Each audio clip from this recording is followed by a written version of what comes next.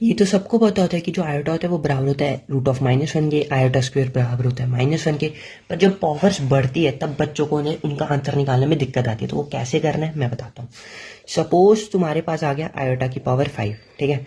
अब तुम इसे ऐसे लिख सकते हो, आयोटा की पावर 4 इंटू में आयोटा, ये एज इट इज आयोटा की पावर 5 ही लिखा हुआ है। तो देखो आयोटा की पावर 4 को तुम ऐसे लिख सकते हो, आयोटा स्क्वायर इंटू में आयोटा स्क्वायर इंटू में आयोटा।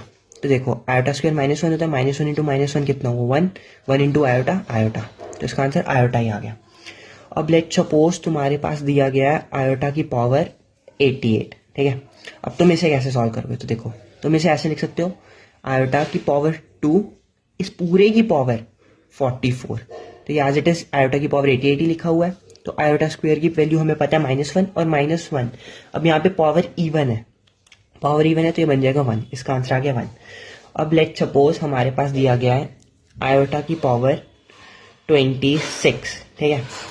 अब इसे कैसे सॉल्व करेंगे, देखो अब मैं इसे ऐसे लिख सकता हूँ, आयोटा की पावर 2 इस पूरे आयोटा की पावर 2 की इसकी पूरे की पावर 13।